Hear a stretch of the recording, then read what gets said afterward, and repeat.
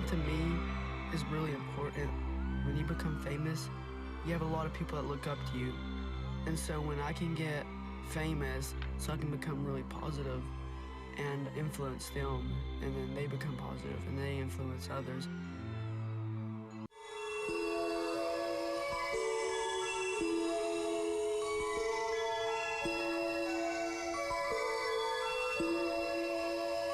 I'm gonna tell you all 2 facts about me. You gotta see if these are true or false. All right, I'll start with you. All right. Yes.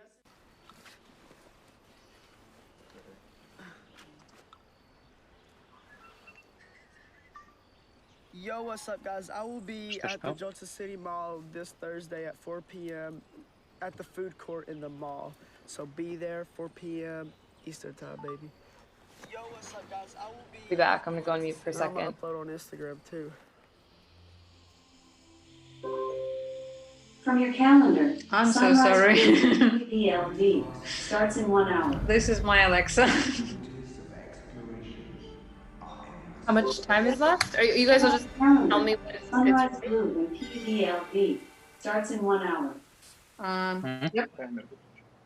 How much? I think 1 minute. Just a Broadcasting, moment. it feels kind of weird. We're going online in a 1 minute. You have a family.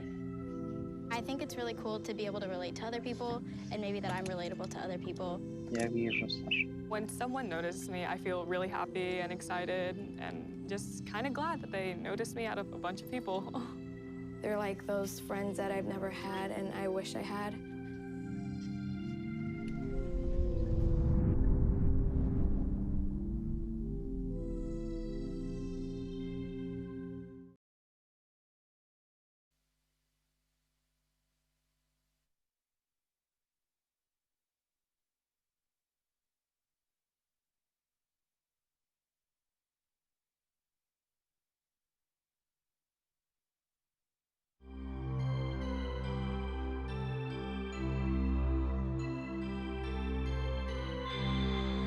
Fame to me is really important. When you become famous, you have a lot of people that look up to you. And so when I can get famous, so I can become really positive and influence them, and then they become positive and they influence others.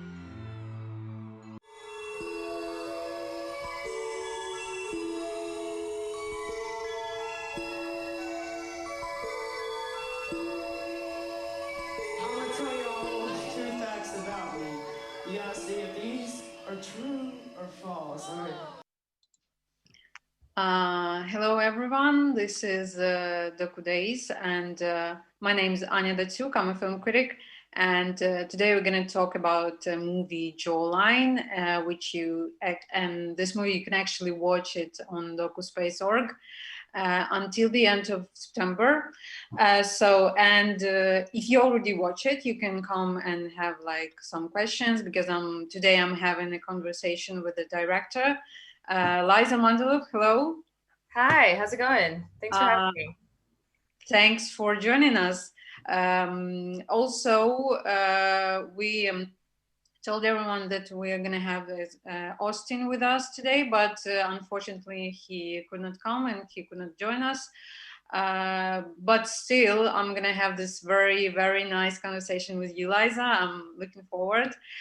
So if you watched the movie, you can come join us in comments, and I'm going to tell all of this to Liza, and I hope we're going to share some thoughts about the film. So first of all, what I was going to ask you is, how did you know that Austin is going to be like your subject? I mean, like when you met him, because I read some interview that you already told how you met him, but I'm interested specifically in that moment when you looked and you just figure out, okay, so he's going to be my subject. Yeah, we basically had been filming for a while, feeling a little bit like it's like a hard period where you're kind of not sure who's going to be your lead, but you really know you want to tell a film in a space. And it was a little difficult at first because I felt like I had been filming for a while without like a clear lead. And I had put a lot of feelers out there, just telling everybody who we passed, like, this is the kind of person that I'm looking for. It was sort of like everywhere, every manager we met, every like other social media star. And then eventually someone found him online and was like, oh, this might be a kid that you might like. And we went and met him. And it was definitely like, he just had this, he just had this like excitement and optimism and charm and personality that I felt like stood out from a lot of the different people we were meeting. He was someone that I felt like I could really get behind and root for. But also his personality was just like entertaining. And he, you know, I'm always looking for someone that has a mutual excitement to be in your film. You know, you don't want to be the person that's dragging this along. You want them to also really think it's really exciting to be in your documentary, because it's like that, that shared space is like becomes something that like we will do together as opposed to like do this for me. And so Austin was like really excited about making a documentary also. And we just like took it day by day at first. You know, it wasn't like I met him and I was like, okay, we're going to film for like the next 2 years and this is how it's going to be. It was sort of one shoot and another shoot and another shoot. And every time we left, we would say bye. And I felt, you know, they assume we won't be back, and we kept coming back. So it's a very like gradual thing. Oh, that's really nice that he like really enjoyed it, I think. Yes. I mean, I can't speak for him, but Yeah, I think we had fun. And also I think that it was exciting for him to be in a film. And but that's something that I hope I like to have with like, you know, anybody that I'm filming a doc with is like, I like to feel like they're a collaborator and we're like writing scenes together, and we want to see the film out in the world together. We want it to do well and stuff, where it's not like really this like fly on the wall process, where it's really like, let's make this thing together. And I think it's really important to have that from someone, because you just miss so much if you don't have someone in your corner that's like also trying to get you good stuff for the doc. So it's important for you to film with someone that is like comes to you and is like, oh, this thing happened, you know, what would you want that for the documentary? Or like, I'm gonna go here, and it's not me just constantly feeling like I'm missing everything that's happening, you know? Because, you know, I was thinking about that thing that you, the difference between live broadcasting and documentary, like making a documentary, because actually you kind of exposing yourself, but live broadcasting is all about controlling the narrative, and making a film like the documentary is like quite opposite. And it's like quite opposite for you as a director, because you can't really control the narrative, and him as a character could be very much exposed. So I guess what I would ask, want to ask you is like, did he even like, was he afraid or not? Did you afraid? Yeah, I mean, I think that there's like so many conversations like this in documentary where you constantly have to like win over the person's trust over and over and over again. It's not like it happens the day they sign the release and that's it. Like you wash your hands of it. Like it's every day. So I feel like that's like one of the hardest parts about documentary, especially if you're filming with a character over a long period of time, not just like one interview, is constantly convincing them that like, I will do good by this footage. Like I won't do something that you don't like. And if there's something you really don't like tell me. I'm not going to just be like my way or the highway. And it's something that like, you know, like maybe you might have a moment with someone where they're like, man, like I feel like, you know, dumb. I don't want that in the film.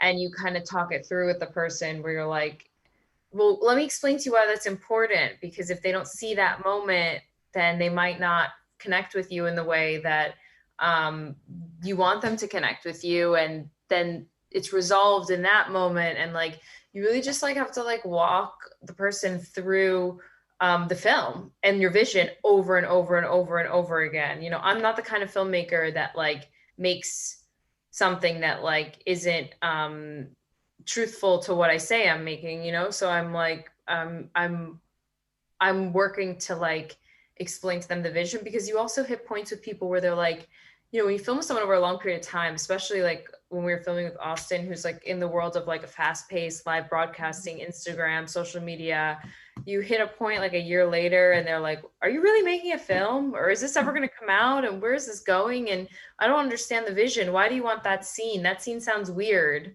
Why do you want to do that?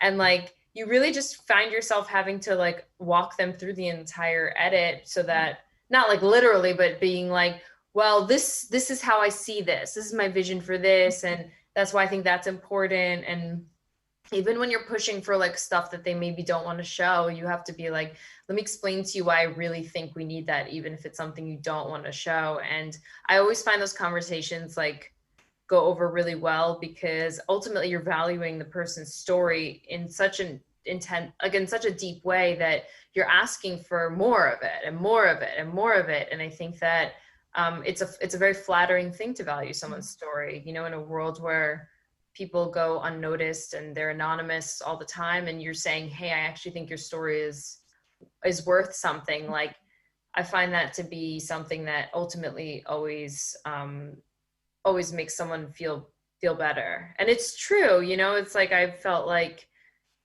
there were times where when he was like falling off social media a little bit, or it like wasn't working out, where he I remember like he asked me like, oh, does this mean you're not going to film with me anymore? And I was like, no, the film is about you, however like this works out, good or bad, you know. That's so he basically was afraid that he stopped being interesting, or that it didn't work out, and like he was going to let me down or something. And you know, I've experienced that a lot in documentary, where someone is like, because like what I was saying before, we were constantly pitching the film to someone. When we pitched this to Austin in the beginning, it was a rise to fame story. Oh, we're going to follow you as you rise to fame. Okay, well, what happens when he doesn't rise to fame the way that he thought he was going to rise to fame, you know? And that was like a moment where I was like, oh, like, we're going to stay, even like when things, you know, don't work out, or even when things get hard or whatever, through the process, because your story is still worth something, even in that scenario. So I think that's something that makes people feel refreshed, and makes people feel like, oh, okay, like, you know, then it's about like me as a person. And yeah, I'm often filming with people who don't really like understand like the types of docs I make. So it's like really like a lot of, you know. Yeah, I think it's actually working, like your story, because the first thing I wanted to do when I finished watching the film is just go online and find out what's Austin up to right now, like how's he doing, and so on and so on. And you also have this another very interesting character, Michael. How did you get along with him? Like, what was his story? Michael and I are actually pretty tight. Like, I think he's like one of like the best people I've ever filmed with. He's like so himself, unapologetically, where it's almost like, oh, you have moments where you're like, is he performing for me, or is this really him? And like, even like knowing him after, you know, we've gotten like, we've hung out a bunch since John Line like wrapped and stopped shooting, and he's Michael, like that's like who he is. So I feel like there's only so many people that like walk this earth just being these like eccentric characters. So we had a great time filming with him. And it was like every day was just like a lot of scenes and stuff. So yeah, I really, I think that he was someone that was like really fun to film with. You telling like Michael is kind of a eccentric character, and I also thought that Austin brother is kind of lyrical character for me in this movie. And I felt like he used more cinematic language in scenes with Austin's brother. So it was kind of interesting boy. What can you tell us about him? I mean, a big part of like why I felt like there was a big, like a story around Austin was when we went to his house and saw his family dynamic. I think that him and his brother have this like really beautiful relationship where they spend a lot of time together, but they're clearly headed for like very different paths. And I almost felt like we were catching these like last moments where they'll share a house together and they'll be really like, like just organically seeing each other all the time by like living in the same house. And it just kind of like reminded me of like just growing up with a sibling that like your lives then completely diverge. And he just cared so much about him in like a really genuine way where it was never about, oh, I wish I had that spotlight like you did. And, he more was just really like rooting for him. And he was like, if anyone can make it in this family, I want it to be you. So it was really, really beautiful to watch. But it was more than that, was just like how their dynamic was so cinematic to me. Like just like the things they did reminded me of like just like memories you have as from when you're a teenager. And it was like all the scenes that we filmed with them, like even like the swimming hole that they go to. I was just like, oh, these are just like moments that like most people only get to keep as memories, So it's like it felt cool to be a part of it. And docs are always kind of personal in some way where you're sort of like reliving certain things through people or just experiencing things through people that like you're trying to like you're thinking about also. So I just thought their whole family dynamic was really interesting. Yeah, and I actually felt very cinematic to me too, because the words he was saying, I remember they were even used in trailers, so it felt like he's a narrator somehow in this film.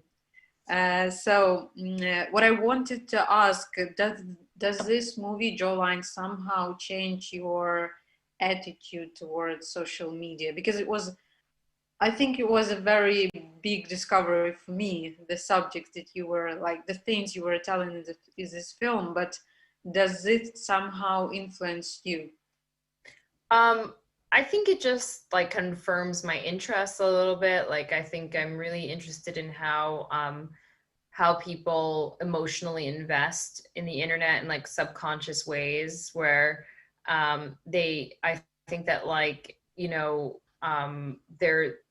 there's a lot of like emotional manipulation that happens online, but also it's like a safe haven for your emotions at the same time. And so like that dichotomy is like really interesting to me where you can get a lot out of communities and different apps and stuff and different like forms of social media online that's really positive, but there's like another side to it that doesn't feel as human life. Like, and I like remember when we were filming, we'd be like spending like a while filming him in front of the computer at home, live broadcasting. And like, I remember like turning to the DP and being like, I gotta go out, like, I gotta get out of here. Like, we gotta like go outside or do something. Like, I was even feeling like, oh my God, it's too much time in front of a screen.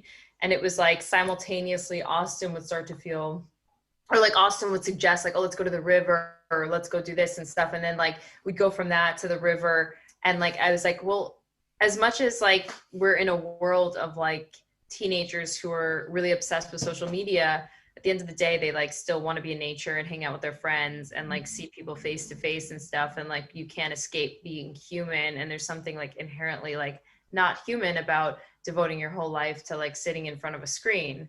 And I think like watching, my perspective, I can't say this is like Austin's perspective, but my perspective of like having spent that time with Austin is that like ultimately like he chose to like live his life, and not like sit in front of this computer or like just give himself to like whatever screen, whether it's like the cell phone or computer or whatever. And I felt like this subject is actually something that you are interested in for a very long time, because your previous short films was actually like about this thing too, about social media, about fangirling. So I thought like specifically in Jawline, you kind of exposing this whole business of making money out of young girls' insecurities, but I didn't feel like you kind of openly criticize them. Does this mean like that you don't make up your mind about this? No, I actually, I'm someone who like I'm a, you know, I'm a director. Like I'm someone who like inherently has opinions. I think it's more like, what do I want to make as an artist? So like when I have like a vision for something, it's like I'm thinking about perspective, and I'm thinking about like the visuals and the experience and the emotions. Doesn't mean like I don't, you know, like go home and have an opinion, but it's like I work really hard to not have my opinion infiltrate my vision for the film and the experience of the character and the emotional journey of the character. So it's like I'm trying to understand them and tell their story through understanding them. Because I think, you know, I'm really attracted to people that like, and this is not like exactly how I would describe Austin, but just like characters in general, like people who might be like judged by society, or they seem so very much in this one box, or like or people maybe like don't even understand like why they do certain things. And I think it's really important to understand like how people get places emotionally and like in life and stuff. And I think you really have to like do the work of like a psychoanalyst or like a therapist or something to really understand like, okay, like, well, what's this person about? And like, it's the same, my goal with a film is that has a character in it is like, I want the viewer to feel the same way they would feel like if they had a friend and they like really just understood that friend, and that they could say why they like know why they do the things they do because they understand them. And so that's my goal as a filmmaker. So when I was making the film and, you know, the characters like Michael and Austin, I was always I was talking a lot about like feelings in the edit. Like how does this person feel? What is this person going through and all this stuff? And those things inform the edit. And I think that it's not about like not having an opinion. It's more about going on this experience with someone. And like I always kind of think of I call like the type of docs I make like experiential, where like you get to like live the life with someone for a short amount of time. It's not like it's not retroactive. It's like unfolding in the moment. And it's like that type of filmmaking goes with so many different things. It's a process. It's like a way you hire a crew. It's like how you structure your shoots, how many shoot days you're going to do. It's just like a different type of filmmaking than like if you were like, oh, this thing happened and let's go back in time and tell the story now. So it's the goal is to give the viewer a film that has the experience in it with also the emotions in it. And so like a lot of like the dreamy stuff in it is like to touch on like what or like whatever it was happening is to touch on the emotions of the character. And like a lot of the journey we went on is to like have the experience. Well, talking about emotions, I was actually thinking about the thing, toxic positivity, as I call it. You know, like when you're not letting yourself be sad. So a lot of those like live broadcasters, they are maybe not intentionally, but kind of making the thing popular. When you positivity culture. Yeah, like when you can't let yourself be sad because this is so not cool. So like what do you think about it? And because this is actually can be some different approach in your film, because Austin is talking so much about positivity and at the same time you're showing some not very positive things in his life. Yeah, I mean, something I'm definitely interested in is like the difference between like what you present online and what your real life is. And like that's something that like has worked its way into projects I'm doing now. Like it's something I feel like has like there's endless stories in that space. When we were filming, I didn't the word positivity culture like didn't exist. Like we started this in 2015, like the end of 2015 and like early 2016. And like, there was no word for this. Like people weren't like talking about it, they weren't writing about it. And I was like, I remember trying to explain to people like what I was working on. And I was like, it's like these teenage boys and they're like really positive. They're like very encouraging to like all these girls. And like, I just couldn't I felt like I was actually trying to explain the culture around that. And then like halfway through the film, I think there was like an article that was like about positivity culture or someone mentioned it somewhere. And I was like, oh, that's where we are. We're in like the world of positivity culture. And it like clicked for the first time. But I think it's like another avenue for people to get famous online is to be like this sort of the definition of an influencer is to like in their minds is like, you know, what could possibly be positively influencing people. And so I think that the positivity culture does like cut deep a little bit though, because it's like, why do you start asking yourself like, why do all these teenagers need positivity culture? Like, why do they need this constant reinforcement to feel positive, to feel good? And it's like, it kind of reminds you of like when someone goes to like some sort of self-help like retreat or something. And they're like, you know, I'm in a crisis in my life. I really just need some, you know, like some sort of like Tony Robbins or something. And it's like, it made me think like, well, what's going on in all these girls' lives that makes them turn to this and need it? And you know, I remember what it was like to be a teenage girl. It's like a really rough time, but I was like, I wasn't sure if like what was different, what was the same. And it was like once we started filming with the teenage girls, I really understood like, oh, like this is like a lifeline for them. Like they need this. Like this is what like keeps them, you know, not feeling suicidal and feeling like they want to go to school the next day. And like, so it started to like make sense once we put all those pieces together. And like the girls were always really important, but like once I understood like, oh, the reason that Austin is doing this is because there's an audience out there that desperately needs this, which is the teenage girls. Yeah, I actually felt that he needs it too. Maybe, but because you didn't show it, but I was interested, is he that kind of a consumer as he is consuming? Like he's consuming a lot of, he's producing a lot of live broadcasting, a lot of like positive encouragements.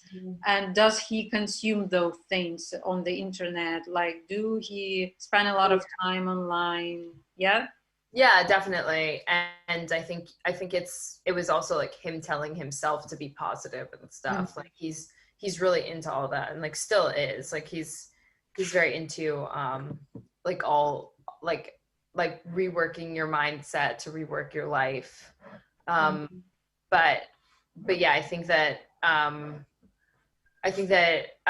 it was definitely like it's like it's a symbiotic relationship where the more fans that tune into what he's saying, the more he believes what he's saying is real.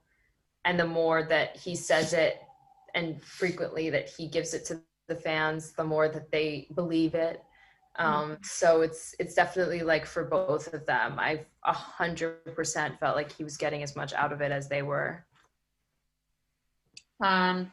Well, we will keep talking. I just can remind you guys that if you're watching this and if you already watched the movie or maybe you haven't watched it, but you're really interested in it, you can leave your questions and we will definitely discuss what you just want to ask.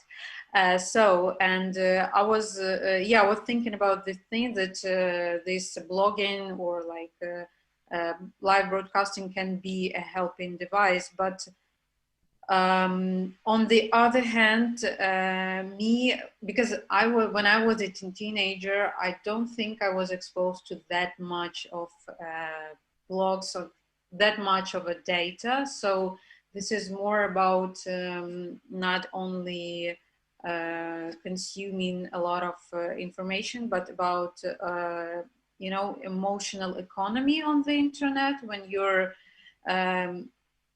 it's like you have too much, so I didn't have that much. And so this is the thing when I could not really connect with Austin.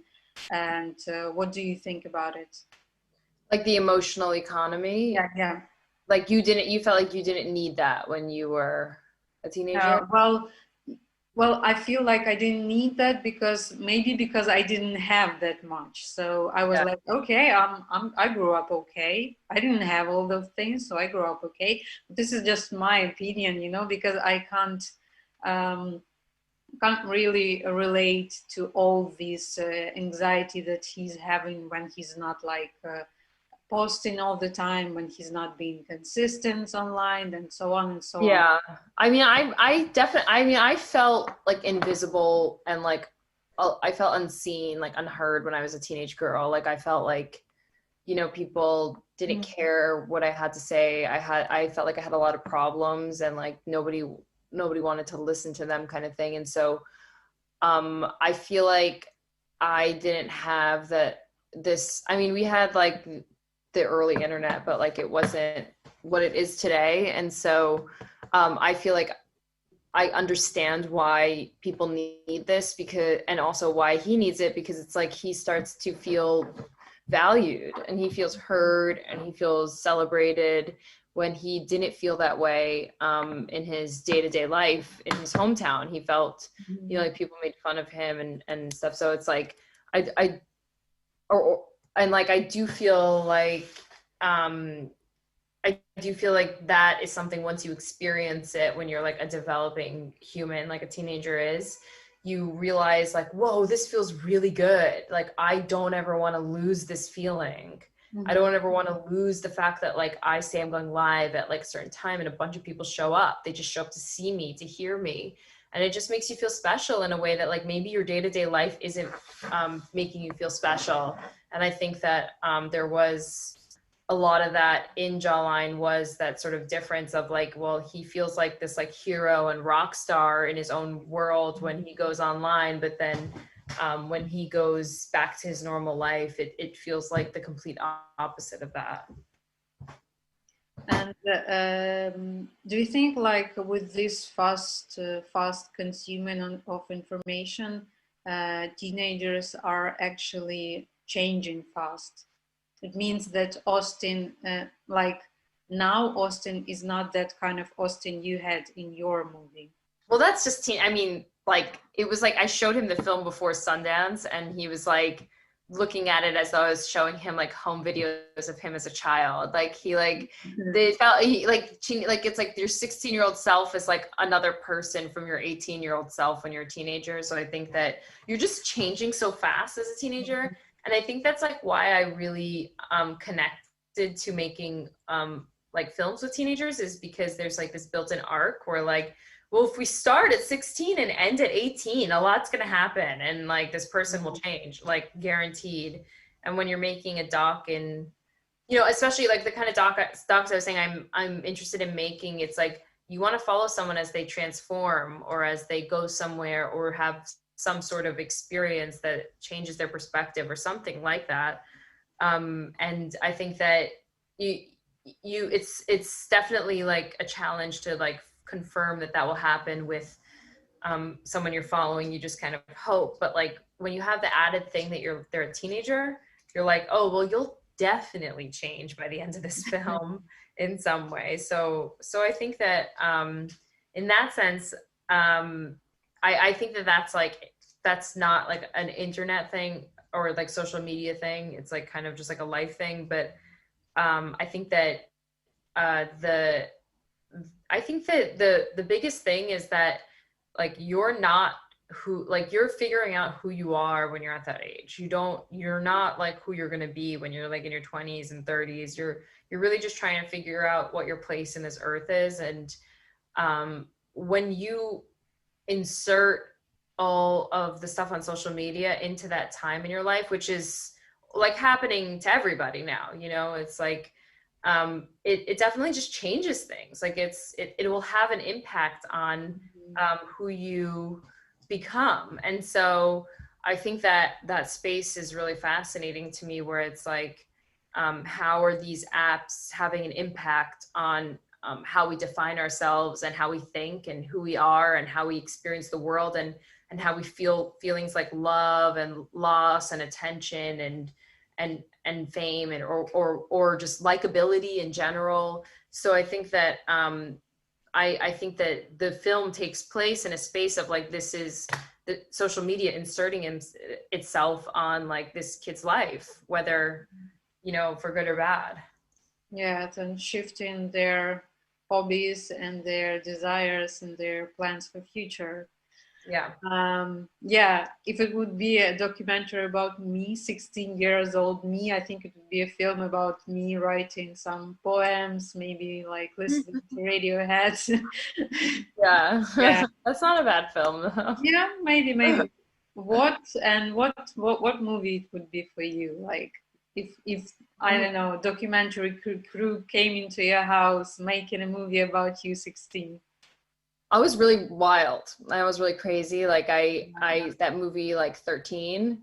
Have you ever seen that movie? It's like, I'm always like, oh my God, that's like me. That was me. I was just like really crazy. I just had like a lot of feelings, and I felt like I didn't know where to put them all. And so I just sort of acted out a lot, but just like wanted to like be an adult at the same time. So I always like pretended I was older, and like would go to like, anyway, let's not get into it. But I was really like, I traumatized my parents. And have you watched this movie, Eighth Grade?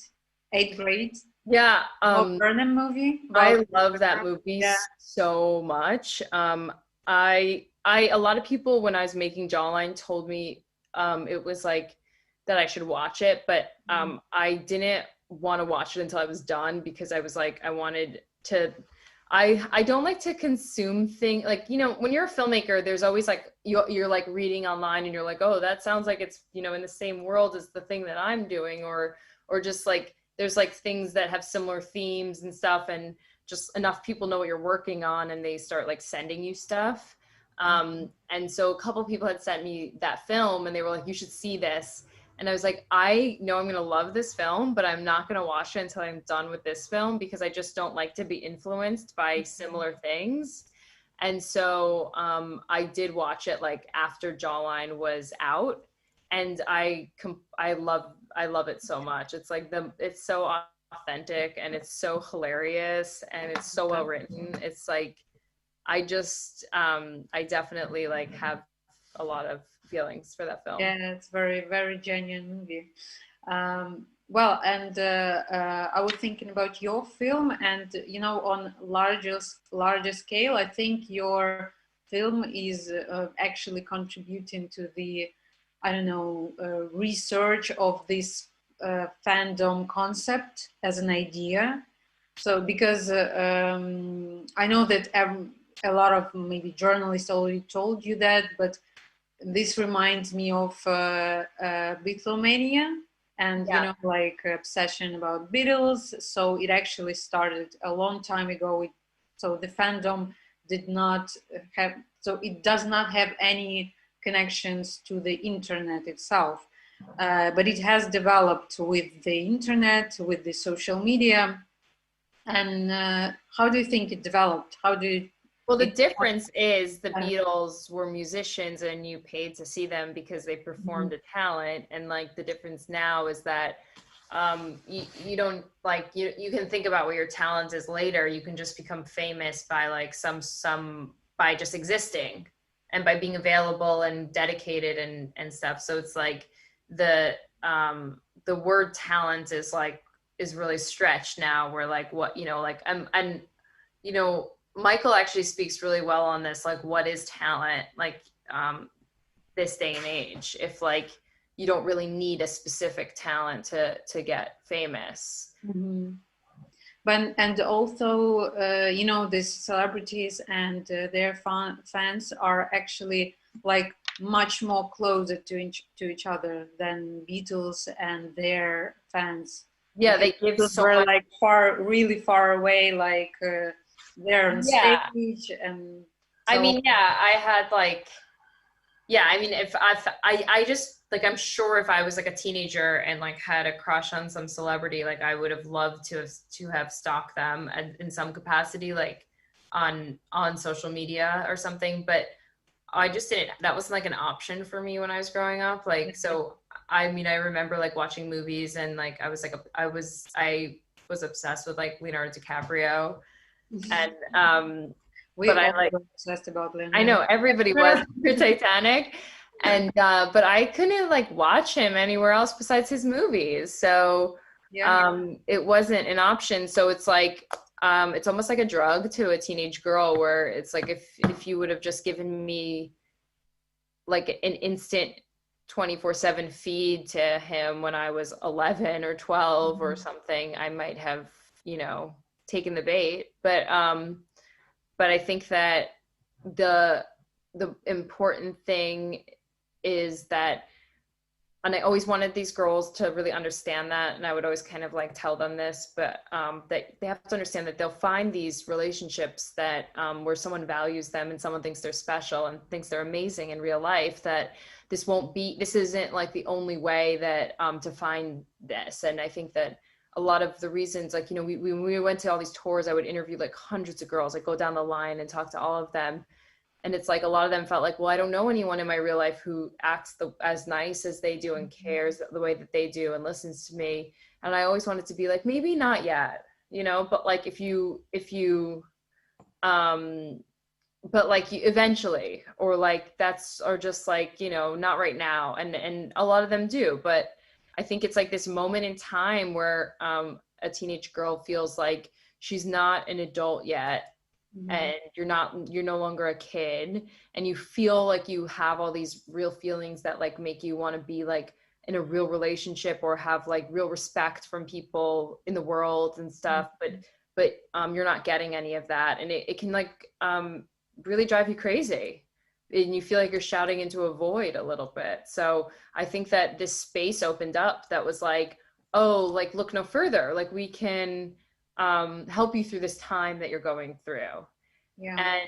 And it's definitely something that like I completely understood what they were going through, but and yeah, and I only caught these girls like at this moment when they were like in this time. And like sometimes there was a girl that I remember we met at a show, and then 6 months later I was asking her if she was going to be at this other show that we were going to be at. And she was like, I don't do any of that stuff anymore. Like, I don't follow them. Like, that was like, it's like, she had just grown out of it. And then that's like, yeah, and it's like a phase. So. We have some questions. I'm going to read it to you. Sure. Okay, so someone is asking, how did you meet Austin? I think that someone joined us later, so he missed the question.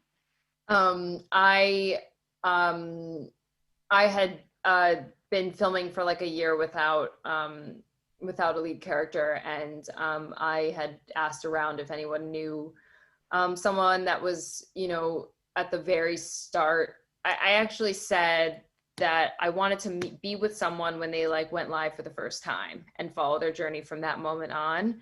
I mean, that was a bit of an exaggeration because that's like kind of impossible, but basically the first time maybe. And I just used the whole world of that we were filming in as my casting agent, and just kept asking people until someone showed me him online, and we went and met him. But as I understand, he wasn't like a huge no celebrity among all of the celebrity boys that you were looking at. No, the idea was to follow someone like from the very start and see like, I mean, I was just like sifting through all the accounts, and I was like, any one of these guys can make it. Like, it's like, you just got to pick one, you know? So like, and there was a person that we filmed with that didn't make it into the film, that was like, that we were like contemplating being Austin. And he went on to have like like, I think he has like 5 million followers now, and he's like a massive like TikTok star. So like, it's you just feel like, you feel like you missed a story in this case? no, because I'm into like characters, and he and Austin has like, I mean, I don't know if I should say, Austin just had a much better personality than this other person. I like by So far. you don't know the other one, so it's okay. No, and I think that it was just, it's about the personality that you're following, not necessarily like in doc you put everything you have into your characters, into casting. Casting is the most important thing to me, like who are you going to follow? And so it's not really like necessarily about their exact journey. It's more about like, will this person be like a good lead? So another one is, what do you think about the manager Michael's attitude to teenagers?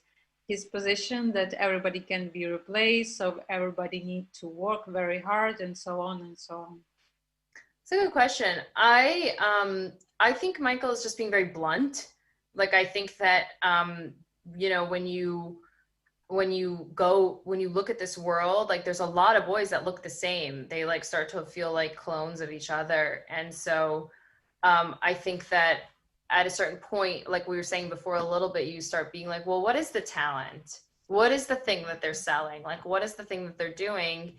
And in Michael's opinion, it's just like they're commodifying cute boys to teenage girls. And that's like, it's teenagers for teenagers. So like I think that he's got like so much experience too, and he's also like of that generation and stuff, and he's worked with so many people that he's seen like the good and the really bad. So I think that I think he's just like giving like an honest dose of what he thinks he's seen, and I really I kind of appreciate that. I really like when someone says something that might be a little bit like uncomfortable for people to hear. Yeah, and it also felt very much different from Austin's perspective, because Austin is much more like a dreamer, like you know, follow your dreams and so on. And then you have Michael, who being very blunt, very honest. And I also thought that he kind of, you know, adapt this Hollywood persona. So he's like very much in his own place. Yeah. So, sure.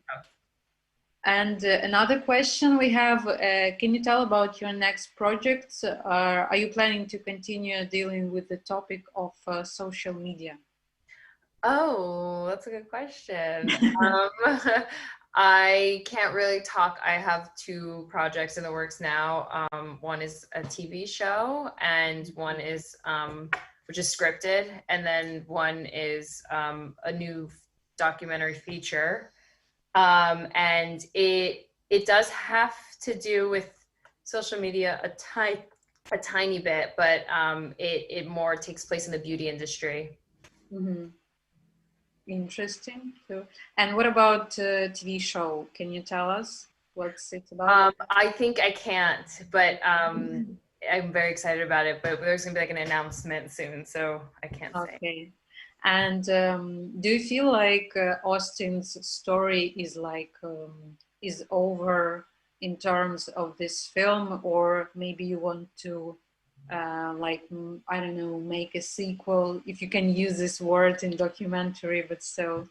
Yeah, I mean, I filmed this for like 4 years. You know, you kind of feel like, oof, when you come out of that, you like don't want to talk about it ever again.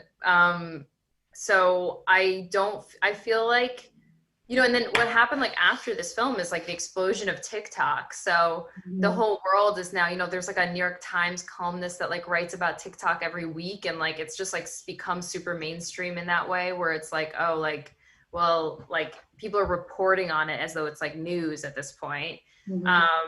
So I think that, you know, when we started this in 2015, no one was paying attention to this in the way that like there was like no one writing articles about this. Like it was just like, so I feel like I've done what I'm interested in doing in the space, but there's definitely like when like, you know, we're like in the process of starting to edit my new feature, and like it's like I was talking to an editor that I worked with on Jawline, and she was like, oh, I see it, you know. She was like, I see the thing that like you're like, it's like, you know, you kind of have these obsessions as a filmmaker that you feel like that you get just, it's just like a thing that you get excited about. And it's not, I think a lot of people think, or I don't know, I can't speak for other people, but it's like when I'm thinking about like what's my project and what's my work, it's not like I'm trying to make it all the same. Like I'm actually just like staying really true to what I'm interested and fascinated by and what I feel like I want to say or comment on or explore. And like those things are like tangled up in each other. And so there's like traces of all of, like in my scripted show, there's traces of stuff. Like it's all kind of similar interests that I think, you know, you are working through in your body of work. And I think of that as like, you know, like an artist when they have like a retrospective, it's like you could see like how, oh, that series informed that series, but it's very different. And they were like, I'm done with that. And I'm onto this though. And so it's like something in between where when you come up, I'm like done with it. But then I'm like working on this thing where like an editor I'm working with is like, I see it. Find yourself in this topic again. Yeah, you like try to run away from something, but you end up someplace that's like not too far. I'm wishing you all the best with your TV series and with Thank your you. And looking forward to hear some news from you. And I'm going to remind everyone that you can still watch Jawline till the end of September. And we are going to have another conversation next week. And it's going to be on Friday again. And it's going to be about social media. So you can join us. And I'm going to be, I think that's over. Thank you so much for joining. Thank you for asking such great questions. I really appreciate it. It was a great talk. Okay, bye. Bye.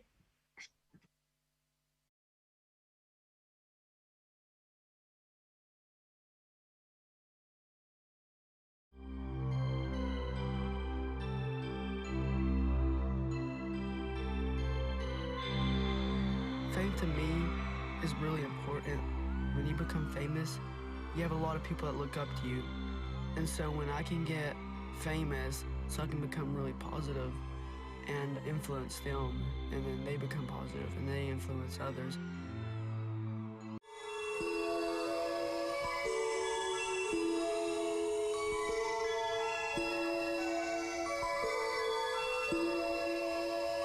I'm gonna tell you all 2 facts about me.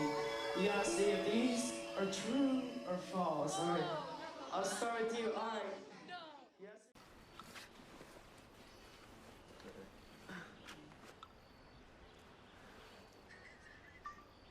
Yo, what's up, guys? I will be at the Johnson City Mall this Thursday at 4 p.m. at the food court in the mall. So be there, 4 p.m. Eastern time, baby. Yo, what's up, guys? I will be at the Johnson City. Now I'm gonna upload on Instagram too.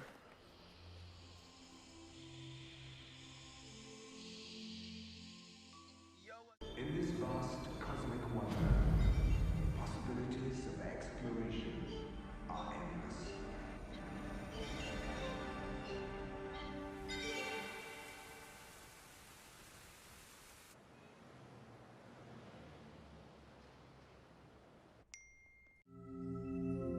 Broadcasting, it feels kind of weird, but it also feels like you have a family. I think it's really cool to be able to relate to other people, and maybe that I'm relatable to other people. When someone notices me, I feel really happy and excited and just kind of glad that they noticed me out of a bunch of people. They're like those friends that I've never had and I wish I had.